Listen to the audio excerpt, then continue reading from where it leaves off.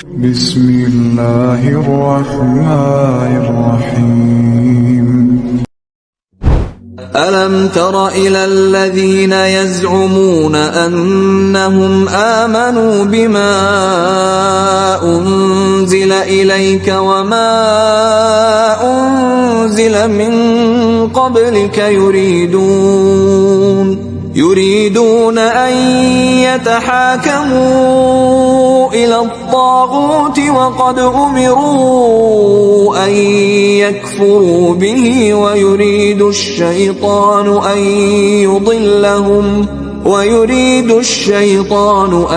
يضلهم ضلالا بعيدا۔ اے محبوب صلی اللہ علیہ وآلہ وسلم، کیا تم نے ایسے لوگوں کی طرف نہیں دیکھا کہ جو دعوے دار تو اس بات کے ہیں کہ وہ ایمان لاتے ہیں اس بات کے اوپر جو اے نبی تمہاری طرف نازل ہوئی ہے، یعنی قرآن، یعنی دعویٰ کرتے ہیں لیکن اندر سے وہ بے ایمان ہیں، اور یہ بھی دعویٰ کرتے ہیں کہ اس قرآن سے پہلے جتنی الہامی کتابیں نازل ہوئیں اور باقی پیغمبر ہیں ہم ان کو بھی مانتے ہیں، لیکن اس کے باوجود اپنے جو فیصلے ہیں وہ طاغوت سے جا کر کرواتے ہیں، بت پرستوں سے، مشرکین سے، اور اس وقت کے یہودی بھی چونکہ وہ بھی طاغوت تھے کیونکہ اللہ کے پیغمبر کے مقابلے پہ کھڑے ہوئے تھے، جبکہ اللہ کی طرف سے تو انہیں حکم یہ تھا کہ کفر کرنا ہے طاغوت کا، یہ بجائے کفر کرنے کے ان کے پاس جا کے اپنے معاملات کے فیصلے کرواتے، یعنی جو بھی ان کے آپس میں جھگڑے ہوتے تھے اس میں جو شریعت میں فیصلے ہیں وہ بجائے نبی صلی اللہ علیہ وآلہ وسلم سے کروانے کے ان سے جا کے کرواتے تھے تاکہ اپنی مرضی کا کوئی من پسند فیصلہ لے لیں۔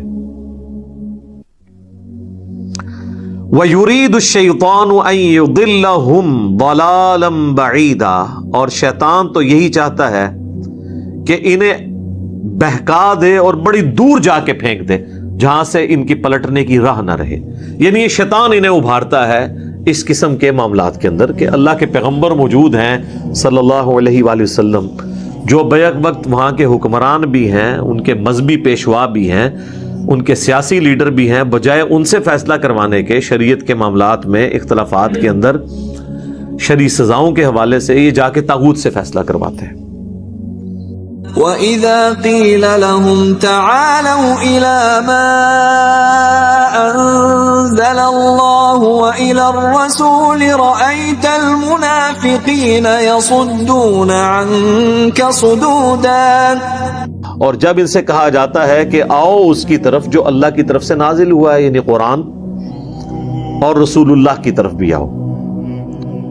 اب ظاہر ہے کہ یہ چیز ان کے لیے بھاری پڑ گئی تھی۔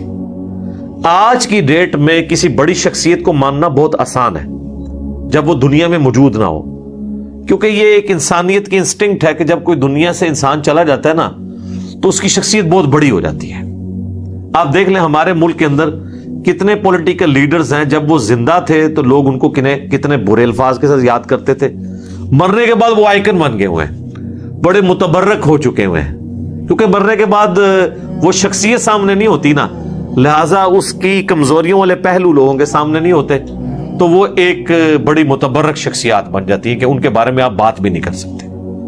حتیٰ کہ آج کے دور میں یہ پاسبل ہی نہیں کہ آپ پاکستان کے اندر رہتے ہوئے ڈاکٹر اقبال سے کسی معاملے میں اختلاف کر لیں یا محمد علی جناح سے اختلاف کر لیں۔ ظاہر ہے وہ پیغمبر تو نہیں تھے، ان سے بھی مسئلے مس ہینڈل ہوئے ہیں، لیکن لوگ اس کو بڑا برا سمجھتے ہیں، اور مذہبی پیشواؤں کو تو آپ چھوڑ دیں، ان کے بارے میں کوئی تصور بھی نہیں کر سکتا۔ تو یہ بیسک ہیومن انسٹنکٹ ہے کہ جب انسان سامنے ہو۔ اس کا دوسرا پہلو یہ ہے کہ بڑے سے بڑا انسان، خواہ وہ پیغمبر ہی کیوں نہ ہو، جس کے پیچھے اللہ کھڑا ہے، وہ جب ایز اے شخصیت سامنے ہوتا ہے نا تو شیطان اس شخصیت کے بارے میں بھی دل میں وسوسے ڈالنا شروع کر دیتا ہے۔ قرآن میں کئی جگہ نہیں آیا، یہ کہتے ہیں یہ کیسا پیغمبر ہے کہ بازاروں میں چلتا ہے، شادیاں کرتا ہے، آسمان سے کوئی فرشتہ اس کے اوپر نازل کیوں نہیں ہوا، دیکھنے میں تو ہماری طرح کا ہی ہے، ہمارے بھی 2 ہاتھ ہیں، اس کے بھی 2 ہاتھ ہیں، ہم اس کی پیروی کیوں کریں؟ چونکہ نبی الاسلام ایسے شخصیت سامنے تھے، جب شخصیت سامنے ہوتی ہے نا تو خام خواہ نیگیٹو پہلو سامنے آنا شروع ہو جاتے ہیں جن کا کانٹیکسٹ بعض اوقات ڈفرنٹ ہوتا ہے. نبی علیہ السلام کسی معاملے میں بعض اوقات غصے کے عالم میں بیٹھے ہیں, جلال کی حالت میں, اور آپ نے کسی کے بارے میں کوئی ایسی ورڈک دے دی ہے اور آنے والے شخص کے دل میں ایسا میل آ گیا کہ یہ کس طریقے سے گفتگو ہو رہی ہے. ہو سکتا ہے آپ علیہ السلام جس شخص سے گفتگو کر رہے ہیں اس سے آپ کی فرینکنس ہو, یا آپ علیہ السلام کے ساتھ جو گفتگو میں جو الفاظ کا چناؤ ہے وہ اس لیول کا ہو کہ وہ عام بندے کے لیے تو شاید ایکسیپٹیبل نہ ہو لیکن اس کے لیے ایکسیپٹیبل ہو. تو یہ پاسبلٹی, اس قسم کی کئی مثالیں احادیث کے اندر موجود ہیں, میں آج اس طرف جانا نہیں چاہتا. تو شیطان پھر طرح طرح کے وسوسے دل میں ڈالتا ہے. اسی لیے سورہ الحجرات میں آیا نا کہ آپ نے بہت زیادہ گمان سے بچنا ہے جب تک آپ کے پاس کوئی سالڈ ریزن نہیں ہے.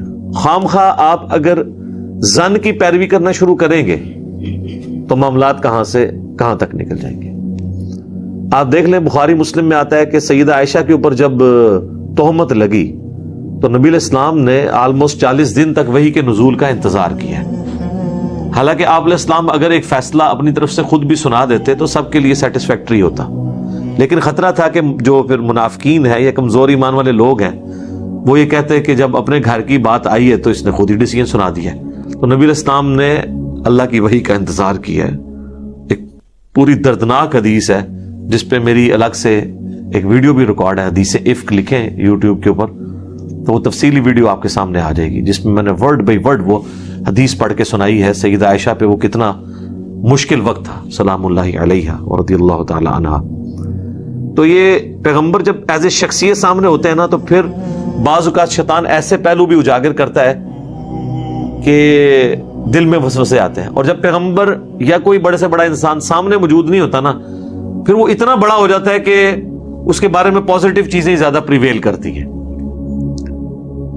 ایک نیچرل چیز ہے. اب منافقین کا مسئلہ یہ تھا کہ نبی علیہ السلام ان کے سامنے شخصیت کے طور پہ بھی تھے, اس لیے حضور کی شخصی اطاعت ان کے لیے بڑی تکلیف دہ چیز تھی. تو یہ اللہ نے ذکر کیا کہ جب انہیں کہا جاتا ہے نا کہ اللہ کی کتاب کی طرف آؤ اور رسول اللہ کی طرف آؤ تو اے نبی تم دیکھو گے ان منافقین کی طرف کہ وہ تم سے جو ہے نا روگردانی کریں گے. اب یہاں اسپیسیفکلی حضور علیہ السلام کے بارے میں آیا سنگولر کے سیغے سے کہ قرآن کے لیے تو شاید پھر بھی تیار ہو جائے لیکن تمہاری طرف آنے سے اے نبی روگردانی کریں گے. وہ ان کو ہضم نہیں ہوتا. پروفیشنل جیلسی بھی تھی, ظاہر ہے یہودی تھے, امید لگائے بیٹھے تھے بنی اسرائیل میں آخری پیغمبر آئیں گے. وہ آ گیا ان میں جن کو وہ کچھ سمجھتے ہی نہیں تھے اور کہتے تھے یہ تو امی ہے, ان پڑھ جاہل لوگ ہیں, ان کی تو اوقات ہی کوئی نہیں ہے. یعنی جن سے اتنی نفرت کرتے تھے ان میں ایک پیغمبر ایسا آ گیا کہ جو ان کو ماننا پڑ گیا. تو پھر ظاہر ہے کہ ایک آپ نے اتنے عرصے سے ایک ڈاکٹرن کھڑی کی, ایک نیریٹو بنایا, اب جب آپ کو اس نیریٹو کے الٹ چلنا پڑے تو ظاہر ہے پھر ایک مشکل کام ہے. فَكَيْفَ إِذَا أَصَابَتْهُم مُّصِيبَةٌ بِمَا قَدَّمَتْ أَيْدِيهِمْ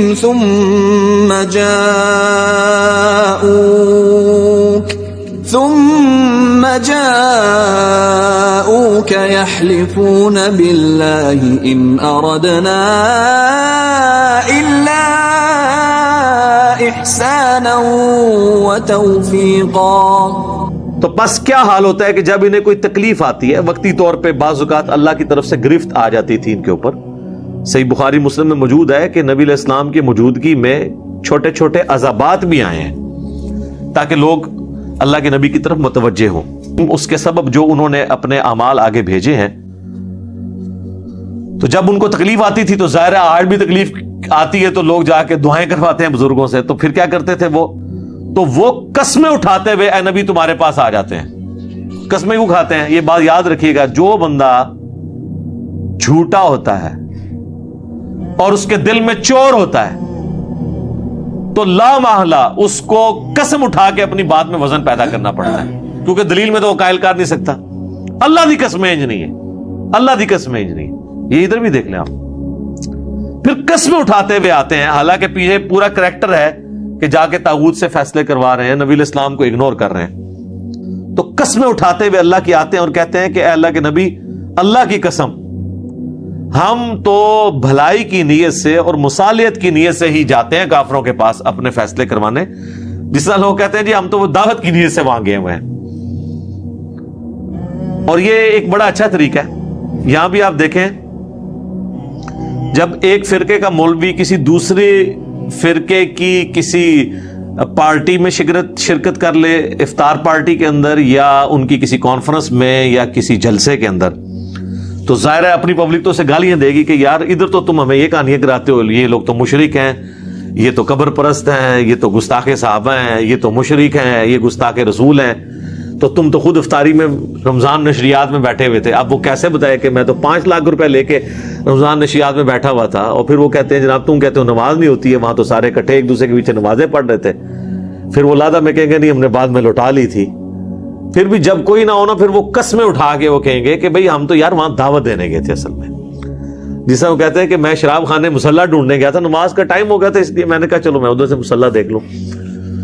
تو یہ ایک بہانے ہوتے ہیں. اس میں بھی منافقین یہی کرتے تھے کہ اب ظاہر ہے کہ وہ گئے تو اور چکر میں تھے, ان کو تسلی دینے گئے تھے کہ بھئی ہم تمہارے ساتھ ہیں اندر سے, بے فکر ہو, ٹھیک ہے نا, اسی بڑے پکے ہیں اپنے مسلک دے ہوتے ہیں. اور نبی علیہ السلام کے پاس آ کے وہ کیا کہتے تھے کہ ہم گئے تھے وہاں ان کو سمجھانے کے لیے. حالانکہ سمجھانے کے لیے نہیں, وہ تو یہ سمجھتے تھے کہ عنقریب یہ دعوت جو ہے وہ ختم ہو جائے گی. ایک شخص جس کے تھوڑے سے فالوور ہیں وہ اتنی بڑی عرب قبائل کا مقابلہ اکیلا کیسے کر سکتا ہے. ظاہر ہے جب کوئی کسی کو پیغمبر نہ مان رہا ہو تو وہ تو یہی سوچتا ہے کہ عددی اکثریت کتنی اس کو حاصل ہے. ان کو تو پتہ ہی نہیں تھا کہ یہ تل پٹ ہو جانے ہر چیز. تو سورہ توبہ میں دیکھیں وہ انتظار میں رہتے تھے کہ یعنی جب یہ صلح حدیبیہ کے لیے گئے ہیں تو اللہ کے نبی علیہ السلام کے بارے میں, صحاب کے بارے میں انہوں نے عقیدہ بنا دیا. سورہ توبہ میں آیا کہ اے نبی ان کو تو امید ہی نہیں تھی کہ آپ لوگ واپس زندہ بھی آئیں گے, کیونکہ اسی چکر میں تھے کہ یہ لوگ جائیں گے نہتے وہاں مشرکین عرب انہیں مار دیں گے. تو پھر اسی پہ اللہ تعالیٰ بار بار کہتا ہے نا هو الذی ارسل رسولہ بالہدی ودین الحق لیظہرہ علی الدین کلہ ولو کرہ المشرکون. اللہ نے اپنے نبی کو دین حق کے ساتھ, قرآن کے ساتھ, الہدا کے ساتھ مبعوث کیا تاکہ تمام ادیان پہ غالب کر دے. اولئک الذین یعلم اللہ ما فی قلوبہم فأعرض عنہم وعظہم وقل لہم وقل لهم في أنفسهم قولا بلیغا. یہ وہ لوگ ہیں جن کو اللہ نے جان لیا ہے, خوب جانچ لیا ہے, جو ان کے دلوں کے اندر چھپی ہوئی خباثت ہے نا, منافقت, وہ اللہ کو پتا ہے. تو اے نبی آپ نے بھی چشم پوشی کرنی ہے ان سے. ابھی وقت نہیں آیا کہ آپ ان کو لین حاضر کریں. ابھی آپ نے کو ایگزسٹ کرنا ہے, اچھے وقت کا انتظار کرنا ہے, اور ان کا نصیحت کرتے رہے اچھے الفاظ کے اندر, بجائے بالکل ان کو ایکسپوز کرنے کے. پھر اس کا خطرہ یہ ہونا تھا کہ باقی صاحب پھر ان سے نفرت کرتے. اگر ان میں کسی میں چانس بھی تھے کہ وہ پلٹ آتا اللہ کی طرف تو وہ نہیں پلٹے گا. اور آپ انہیں علیحدہ کر کے نا اچھے طریقے سے قول بلیغ کے ساتھ ایک ایک کو سمجھاتے رہے. یعنی یہ ایک اچھے ٹیچر کی یہ نشانی ہے کہ اب وہ دیکھ رہا ہے کہ ایک بندہ فتنہ کریٹ کر رہا ہے, پبلکلی کریں گے تو اور فتنہ باز بنے گا. اس کو لادا جا کے کہو کہ یار تیری ساری چلاکیاں مجھے پتہ چل گئی ہیں, انسان کا بچہ بن جا. تاکہ اگر کہیں اس کے دماغ میں ہے بھی ہے نا یہ بات کہ یہ تو اللہ کے پیغمبر نہیں ہے, تو اس کو پتہ چل جائے کہ وہ اللہ کے نبی کو وحی کے ذریعے چیز بتا دی گئی ہے کہ تم لوگ دو نمبری کر رہے ہو. تو ایمان میں اگر اس نے پلٹنا ہے تو پلٹ ہے. کئی پلٹ بھی آتے تھے. اب دیکھیں رئیس المنافقین عبداللہ ابن ابی ہے, لیکن اس کا بیٹا جو ہے وہ صحابی ہے, اس کا نام بھی عبداللہ ہے. باپ جو ہے وہ سب سے بڑا منافق, بیٹا مؤمن. تو اس کا ایفیکٹ تو ہوتا ہے نا.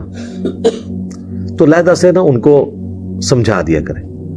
وما ارسلنا من رسول الا ليطاع باذن الله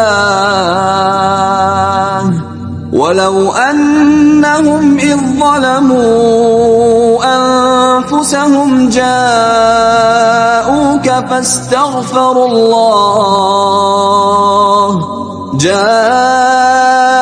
جاءوك فاستغفروا الله واستغفر لهم الرسول لوجدوا الله توابا رحيما.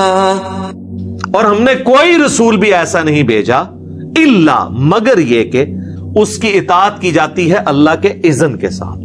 یعنی وہ رسول خود نہیں کلیم کر رہا ہوتا اپنی اطاعت، آن دا بہاف آف اللہ وہ لوگوں سے کہتا ہے کہ میری اطاعت کرو، کیونکہ شریعت جو ہے یہ نازل اللہ نے کی ہے. پیغمبر شریعت کا موجد یا کریٹر نہیں ہوتا بلکہ شریعت پہنچانے والا ہوتا ہے. اور پھر اس کا کلائمیکس وہ ہے سورہ النساء کی آیت نمبر 80 آگے چل کے آ جائے گی. من یطع الرسول فقد اطاع اللہ، جس نے رسول کی اطاعت کی گویا اس نے اللہ کی اطاعت کی. اور اے نبی جب انہوں نے یہ ظلم کر ہی لیا تھا، یہ پاسٹ ٹینس کا صیغہ ہے، ماضی کی بات ہو رہی ہے جس کا کانٹیکسٹ سورہ نساء کی آیت نمبر 60 سے سٹارٹ ہوا ہے کہ یہ طاغوت سے جا کے فیصلے کرواتے تھے منافقین.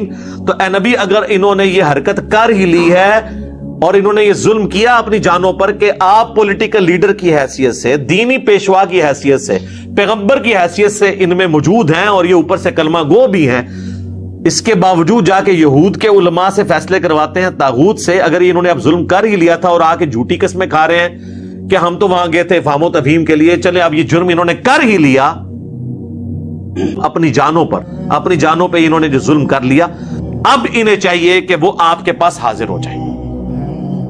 کس لیے؟ یہ حقوق العباد کا بھی معاملہ ہے نا، اللہ کے نبی کا بھی تو حق ہے نا. تو پہلے اللہ کے نبی سے آ کے معافی مانگے، ان کے ساتھ غداری کی ہے کیونکہ تم انصار اللہ ہو نا، اللہ کے دین کے مددگار ہونا اس پیغمبر کے ساتھ مل کے. تو پیغمبر کے ساتھ جو لیڈر بھی ہے تمہارا اس کے ساتھ غداری کی ہے، آؤ ان کے سامنے اور آ کے اللہ سے توبہ کرو. اور صرف اللہ سے توبہ کافی نہیں ہے، رسول اللہ بھی تمہارے لیے استغفار کریں، یعنی سفارش کریں، شفاعت کریں کہ اے اللہ ٹھیک ہے انہوں نے مجھ سے بھی معافی مانگ لی ہے، یہ شرمسار ہے، ان کو معاف کر دیں. نبی کی شفاعت بھی ہو تو یہ ضرور اللہ کو توبہ قبول کرنے والا اور رحم فرمانے والا پائیں گے. اس کو پکڑ کے انہوں نے آج کی ڈیٹ میں لگا دیا اور کہا جی جا کے قبر رسول سے جا کے اپنے نا گناہ معاف کروائیں. اندازہ کرے کہاں سے بات اٹھائی. میں اس کی پوری ڈیٹیل انجینئرنگ انشاءاللہ کروں گا، باقی اب ساری گفتگو اسی کے اوپر ہے. اب اس کے اوپر اللہ تعالیٰ کی طرف سے ایک یونیورسل ٹروتھ آ رہا ہے آیت نمبر 65 میں. فلا وربك لا يؤمنون حتى يحكموك فيما شجر بينهم ثم لا